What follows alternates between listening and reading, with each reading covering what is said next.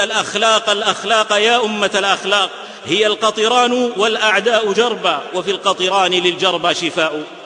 جادي يقول: عار على أهل الحفائض إن رأوا روغ الثعالب يزدرين الضيغم، ومن يبغي في شمس النهار غميصة فذلك مغموص وما هو غامص، إنه شواظ ثائر وسهم عائر وعقاب كاسر على من يسخر بالشعائر والنبي الطاهر، من كل ثاغية راغية ناهقة عاوية ضابحة نابحة، من قاءت الأفواه منه بالبذي وكأنه بدم الحجامة يغتذي، تريد خفض الطهر يا ابن الخنا، اخسأ ألا أيها الجحش اللجيم، وأرغم أنفك يا أخطل، ودق خياشيمك الجندل، إنك في الطعن على الأمين لواهن الظهر سخين العين، معترض للحين بعد الحين.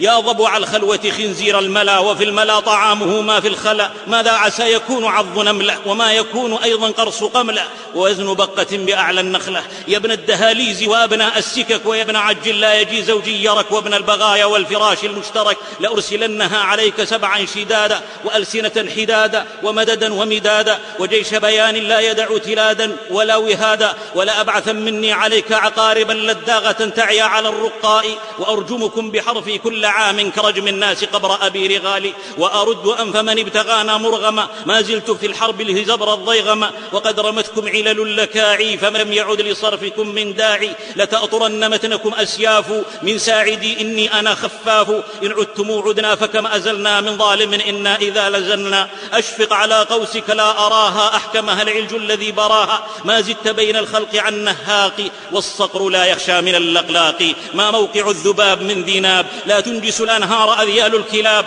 أنتم خشاش الأرض أما أحمد فهو السماء فمن يطاول السماء، أين النباح وإن تكاثر أهله من نيل بدر قسما فوق السماء، فاخسأوا رغم أنفكم واسمعوها ولتموتوا بغيظكم يا شواني، لقد رفع الله ذكره ورفعنا لك، وأقسم الله بحياته لعمرك وزكاه في نون وإنك، فمن يصد سنا شمس إذا طلعت، من يحجب البدر إن شق الدجى وبدا، والحق طود لا يحلحل ركنه، ومكابرات المبطلين سوافي، لو رجم النجم جميع الورى لم يصل الرجم إلى النجم، هيهات فالشمس بعيد مسها، فليبق مع بنات وردان الخنا، هو الله كمل أوصافه وسماه بين الورى أحمدا، فما منقص فضله ساخر، ولن يحجب النور لما بدا، دمانا فداه وآباؤنا، فما غيره اليوم من مفتدى.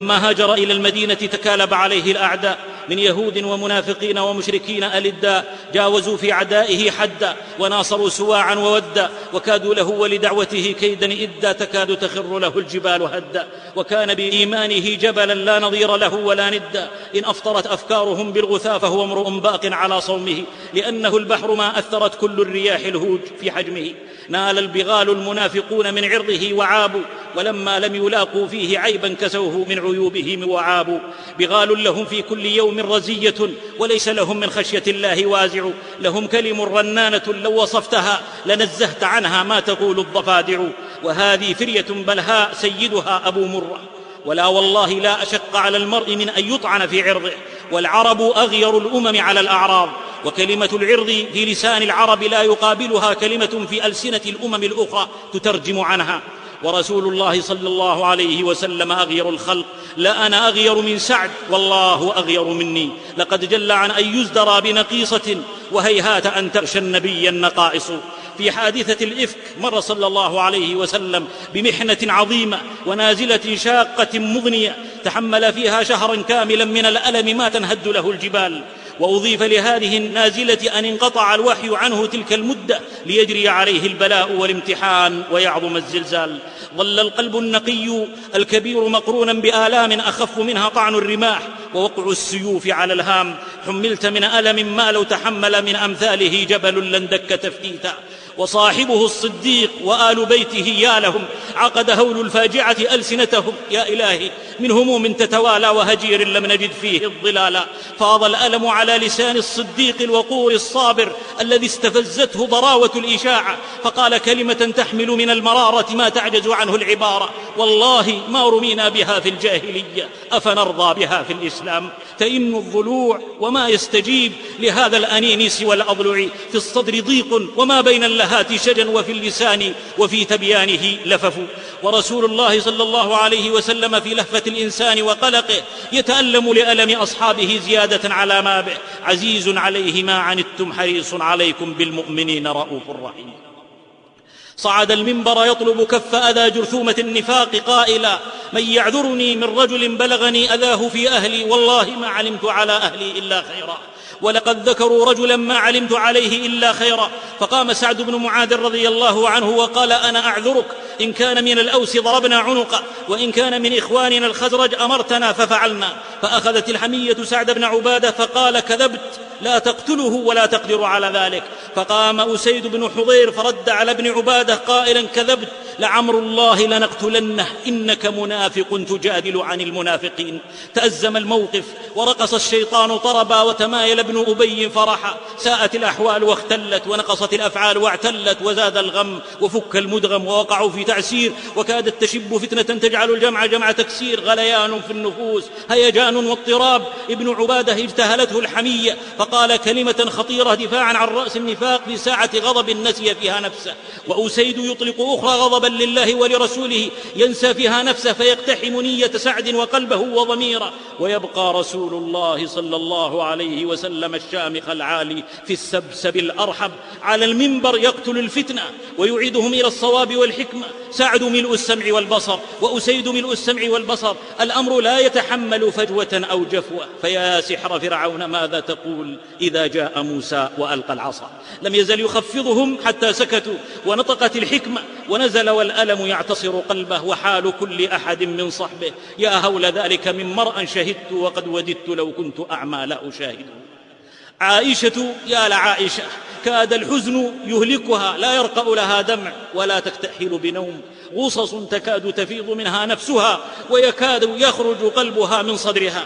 أقبل صلى الله عليه وسلم بعد المشورة إلى الحصان الرزان يطلب شافي البيان، فجف ماء العين في موقها، واحتبست أواه في قلبها، وانفجر من صدرها كالبركان قول نبي الله يعقوب وقد نسيت اسمه لعظم الأحزان قائلا: والله لا أجد لي ولكم مثلا إلا قول أبي يوسف، فصبر جميل والله المستعان على ما تصفون.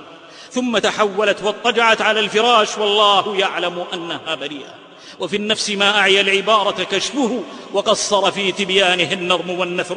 جاوز الماء القلتين، وتلاطمت أمواج الحزن في الحرتين، وتيمم الموج الصعيد الطيب، وغشي النبي صلى الله عليه وسلم ما غشيه، وتحدر العرق من جبينه الطيب. ونزلت آيات براءة الصديقة وبيت النبوة الطيب كعرف الباني مع نفح الورود، وطيب المسك مع أنفاس عود. انشرحت الصدور وامتلأت بالحبور، وتبدلت الشرور بالسرور، وفضح الأفاك المأفون، وتوعد بأعظم الشرور، والذي تولى كبره منهم له عذاب عظيم. وخرج رسول الله صلى الله عليه وسلم إلى الناس يقرر حكما من آيات سورة النور لا يزول مفاده أن عائشة رمز الطهر والعفة، ومن قذفها بعد فقد كذب الله وكفر، وقد تعدى واستطال واجترى، وخاض في بحر الهلاك وافترى. خرج صلى الله عليه وسلم من أعظم معركة نفسية خاضها منتصرا كاظما آلامه، محتفظا بوقائه، لم يؤثر عنه كلمة تدل على نفاذ صبره أو ضعف احتماله. فما ارتاب بدر من تكلب نابح، ولا ارتاع ليث من طنين ذباب، وكل أذيات عرته روافع لرتبته عند الإله المعظم. فلو كان يعرض التبر هون بعرضه، على النار لم يعرض عليها وتجحم. فأعظم بصبر المصطفى عند ضره، إنه صبر أولي العزم من الرسل من أنزل عليه. واصبر على ما أصابك، فاصبر على ما يقولون، فاصبر إن وعد الله حق. صلى عليه الله ذو الجلال وصحبه وحزبه والآل.